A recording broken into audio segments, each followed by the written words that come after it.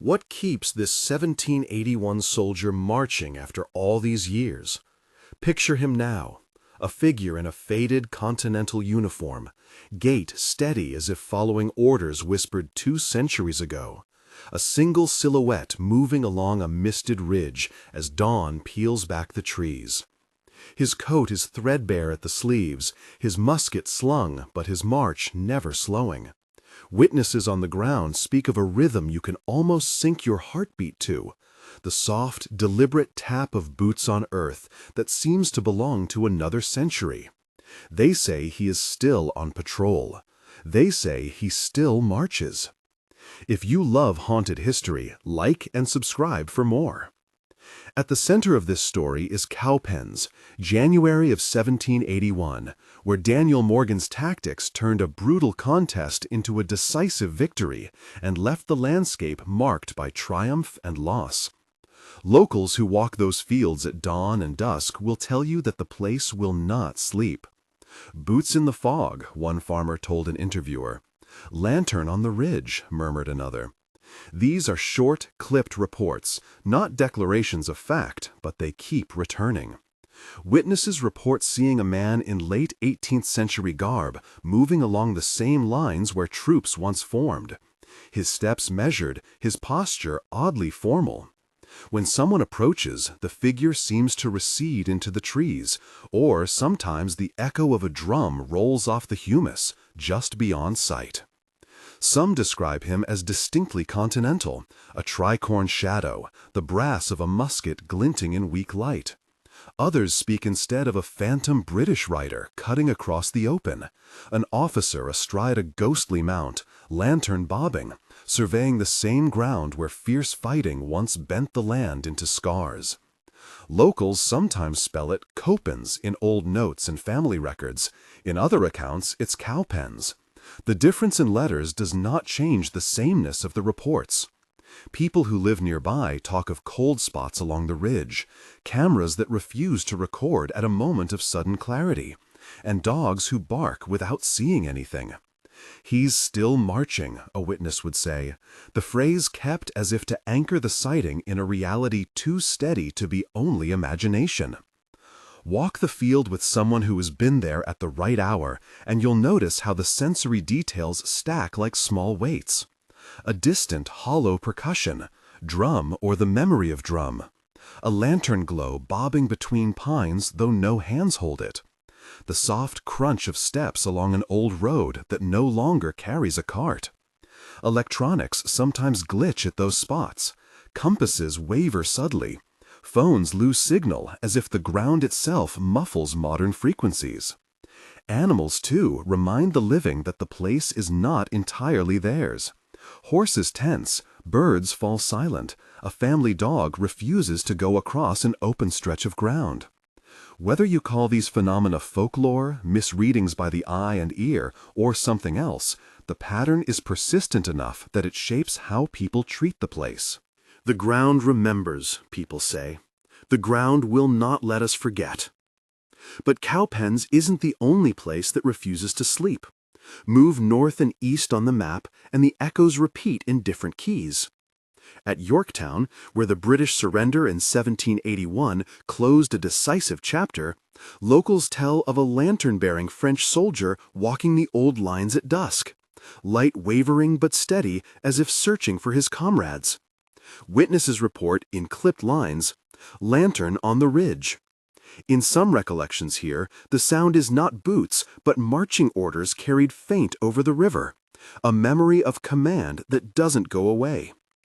Further west, in the tangled woods around Chickamauga, a name comes up again and again in local speech: Old Green Eyes. It is a shorthand for a pale, reflective gaze people claim to have caught in the fog, the kind of observation that prickles the skin. "He watches," a local once said, and the phrase lingered, less a supernatural report than a cultural warning. This is ground where people watch and are watched back. At Wilson's Creek, witnesses tell a simpler, more heartbreaking image. A lone drummer boy. Rhythm steady, steps absent, yet somehow audible. A tiny cadenced warning that stretches into the present. "He keeps the beat," a park volunteer reported. "Two words that read like a benediction." In Texas, the Alamo's hard silhouette casts its own stories. Visitors and caretakers have reported more than once the feeling of being observed by figures who do not belong to any tour schedule. Whispers of Davy Crockett and James Bowie move through the storytelling around the mission like slow wind through old canvas. Not explicit specters of gore or battle, but impressions of past resolve, boots on a floorboard that no longer exists. People say the place holds its defiance in ways that feel almost audible. Gettysburg offers one of the most persistent, oddly intimate images: the barefoot man at Devil's Den. Hikers and nighttime wanderers have described a figure moving in and out of shadows, bare feet making no sound on the stones. A presence that seems more like a memory made flesh than a direct reappearance of a soldier. Visitors sometimes report a sudden chill and the odd snapping of a camera shutter that captures nothing where they swear they saw a silhouette. "Bare feet on stone," someone once wrote in a visitor log. 3 words like a conjuration that other readers begin to expect. The detail becomes a touchstone. Small, human, unsettling. Shiloh, Antietam, Fredericksburg, Cold Harbor. Across these names, the same motifs recur. Distant drums, cold patches of air on otherwise warm afternoons, flickering lights over open cornfields, and the inexplicable hush that descends and flushes the living from their focus. At Shiloh, some report a strange pale glow, a blue light that hangs over groves and moves like a slow lantern.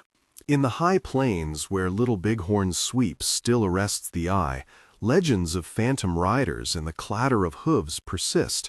Horses refuse to cross certain stretches, and veterans of ranching families pass on warnings like old maps. In Savannah, talk turns to Sergeant William Jasper next to the Siege of Savannah, stories that frame a soldier's courage as a presence that sticks to the place of his greatest action. Across the country, the chorus is not identical, but the lines rhyme. They still march. They still stand. What do these patterns tell us about the man on the ridge at Cowpens, the 1781 soldier whose boots sound like a metronome for memory? Some reach for the romantic explanation. Duty, they say, is stronger than death. Soldiers once sworn to hold a line, to guard a flank, to scout the next ridge. Those oaths, in this view, ripple beyond mortal years. The image of a soldier still following orders is an image of ultimate fidelity, an emblem of a devotion that persists even when the war is long over. It is not a neat supernatural claim, it is a human one. Whether or not the figure is literal, the idea that a vow could echo through landscape and time is a powerful way for communities to hold their pasts. Others offer the counterpoint of science and psychology. We know how the brain wants an answer when it stands where history left a wound. Sound carries in certain topographies. A loose board, a distant car, a wind that moves through grasses can conspire to make the ear hear a cadence. Memory is contagious. Once a community shares a story, the mind begins to search for its details.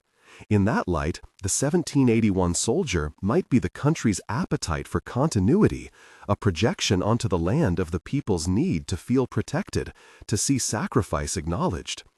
In moments like these, the landscape functions as a stage for collective remembering, and the sightings are a performance we are invited to watch and retell. Then there are the explanations in between, small natural anomalies that become narrative. Cold spots can be a quirk of geology, a pocket of air channeled by ancient roots.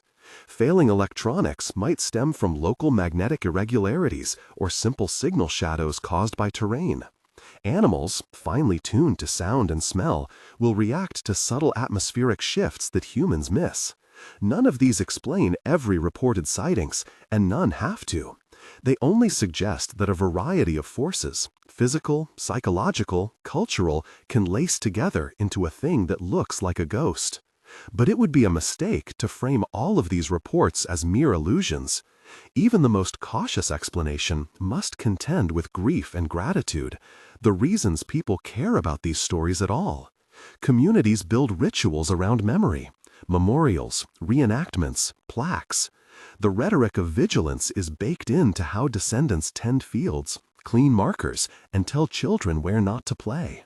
If the land keeps the echo of a march, then people keep the story of that march. If the echo is only in us, it is an echo worth keeping. The soldier who keeps walking across cowpens is, in this sense, a symbol.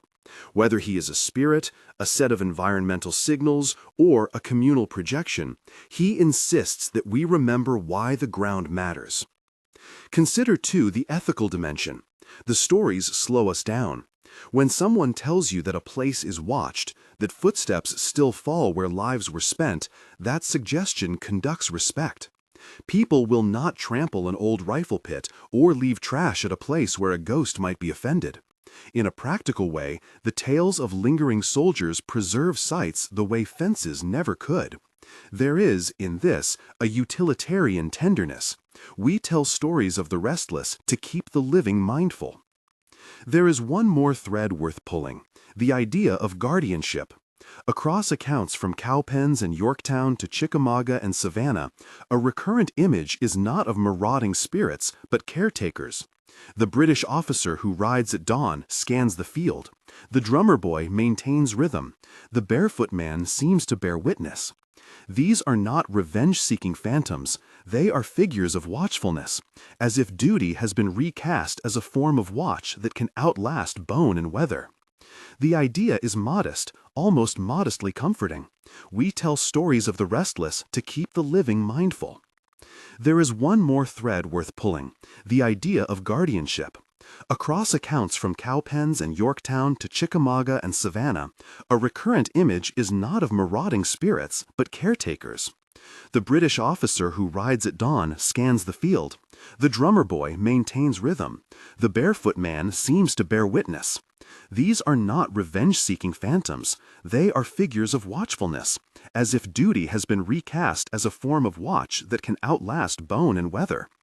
The idea is modest, almost modestly comforting. If the past still walks here, perhaps it walks to keep a promise that the living might one day break. The soldier who keeps marching could be less a warning to us about the present and more a contract between eras, a reminder written in footsteps. I remember standing on Cowpens one late morning, the fog lifting from the hollows. A ranger pointed out a hollow where boys once stood shoulder to shoulder.